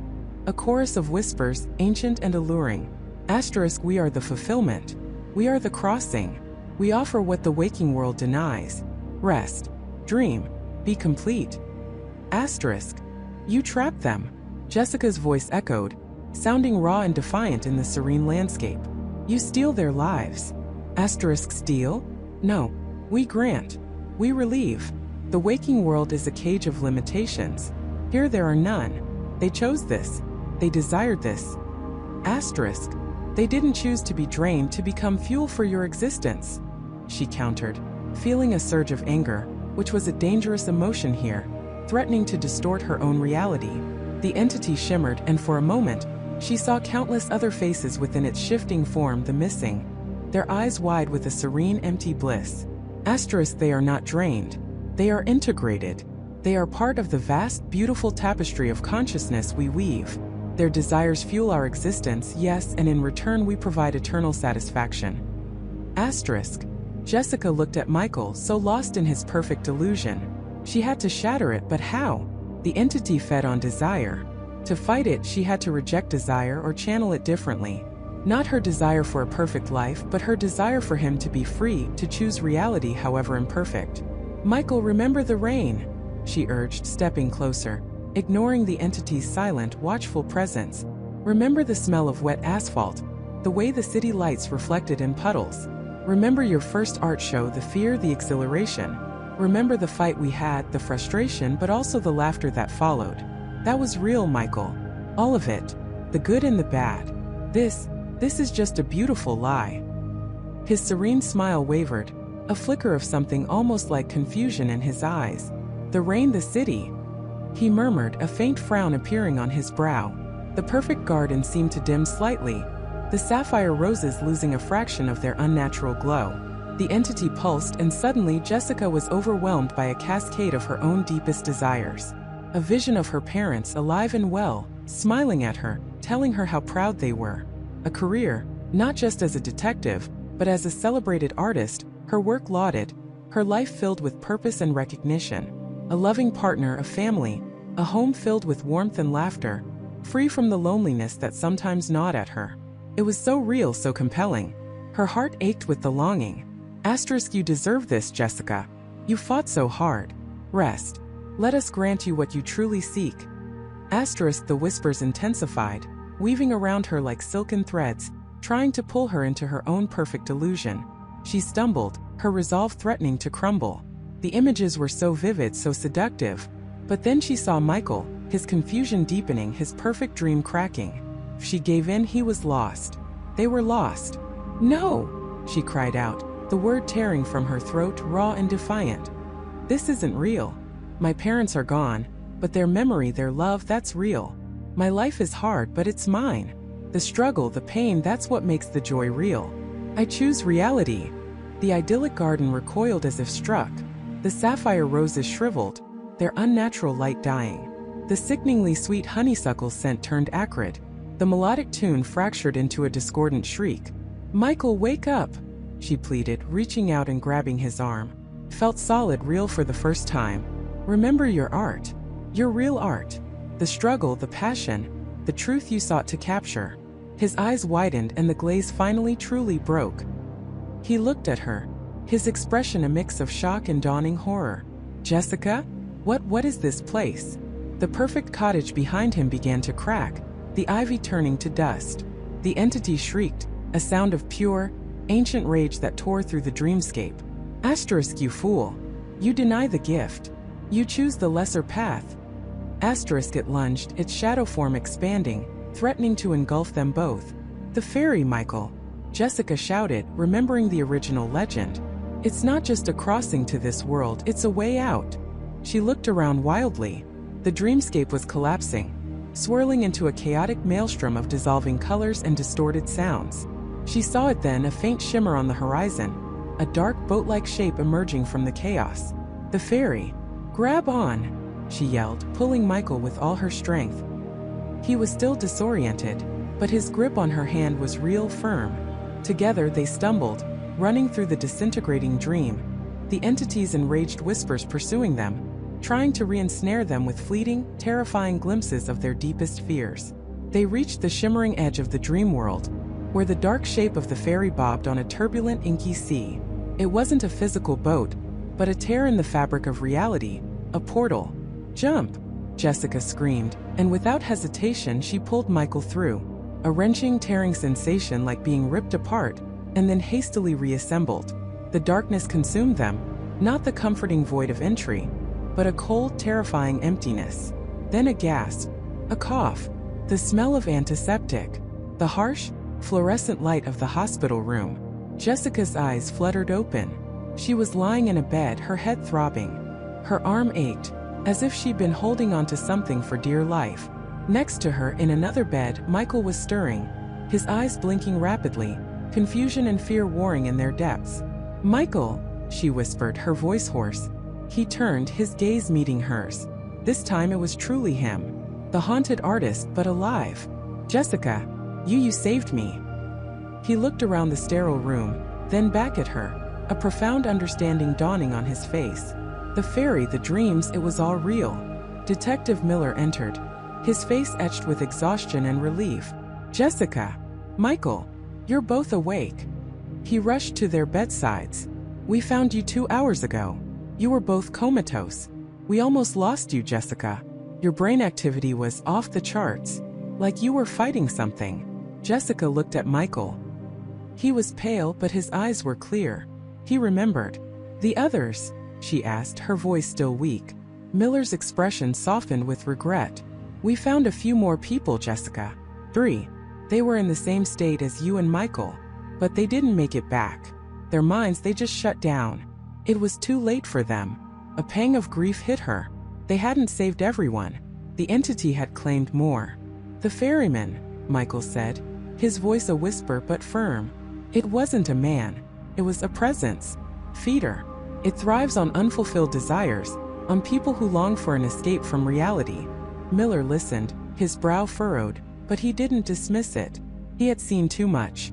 "We don't know what happened to the others," he said. "But whatever you two went through, it was powerful. The energy surge in that house was unlike anything we've ever recorded. It's gone now. The house is just empty. Cold." Jessica knew the entity wasn't truly gone. It had been thwarted, driven back, but it was still out there, waiting for new passengers, for new dreams to ensnare. It was a force that existed between worlds, an ancient predator. Michael reached out, his hand finding hers. His grip was weak but real. "I don't know what I would have done without you, Jessica." She squeezed his hand, a silent promise. They had faced something beyond comprehension, something that preyed on the very essence of human longing. They were survivors.